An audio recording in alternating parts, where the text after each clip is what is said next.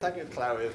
And it'll come as no surprise that we won't be abstaining on this motion like Plaid Cymru. We will not be supporting this settlement. Because while Welsh Labour presents this local government settlement on paper as fair, responsible and sustainable, the reality for councils and communities across Wales tells a very different story. Once you look beyond the headline figures, it quickly becomes clear that this settlement simply does not live up to the claims being made about it. When inflation, pay rises, pension costs and the rise in demand for services are properly taken into account, this settlement is just about flat at best. Put simply, councils are facing rising costs that far outstrip the funding that this settlement will give them, meaning their spending power will not improve no matter how this settlement is dressed up. What this means is that the public are told that councils have received an increase, but in practice, councils are being asked to absorb a growing list of unavoidable pressures.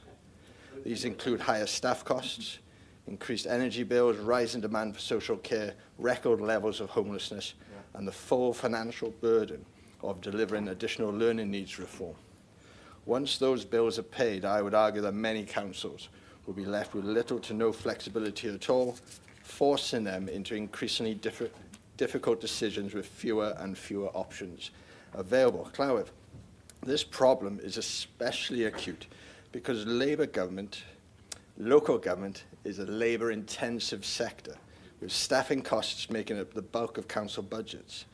As I've already said, this settlement does not fully fund expected public sector pay awards, leaving councils with an impossible choice: either cut services to cover the shortfall or pass the cost on to residents through higher council tax payments.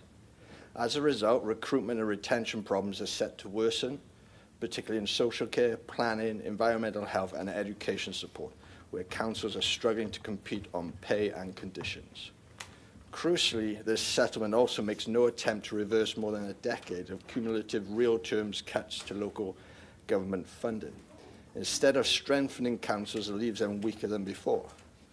Clywyd, communities across Wales have experienced unprecedented loss of vital services, including cuts to youth services, reductions in home-to-school transport, library and leisure centre closures, road maintenance being delayed, and preventative services that help people stay well and independent being scaled back. We are also seeing councils trying to offload anything they view as a financial liability, particularly heritage buildings. A clear example of this is Cardiff Council's attempt to sell off Mansion House, an important cultural and historical asset, simply because it now sees it as a financial burden. The impact on social care is particularly stark. Demand continues to rise as our population ages and needs become more complex, yet councils are expected to meet these pressures without funding that reflects the true scale of the challenge. When social care cannot keep up, the consequences ripple across the system, contributing to delayed hospital discharges and placing further strain on our NHS. This settlement does nothing to address that cycle and leaves councils stuck in crisis management rather than prevention. Education is also affected. Local authorities are struggling to support schools facing rising costs, workforce pressures and the growing demands of additional learning needs reform. Because councils are legally required to deliver ALLN support, any funding shortfall must be made by cutting other services, with impact felt by pupils, parents and teachers alike. This is not investing in the future of Wales. Furthermore, this settlement risks deepening inequality between communities. Of the 10 councils receiving the highest increases, just 2 are in North Wales. North Wales councils make up a significant proportion of those receiving the lowest increases, meaning rural and northern communities are once again left behind by a funding formula that is no longer fit for purpose and favours Labour's industrial heartlands. Councils with higher levels of deprivation and need are being asked to do more with less, while the funding system fails to keep pace with demographic change and rising demand. Instead of narrowing the gap between communities, this approach risks widening it. At its core, the fundamental flaw of this settlement is that it asks local government to absorb the consequences of national policy.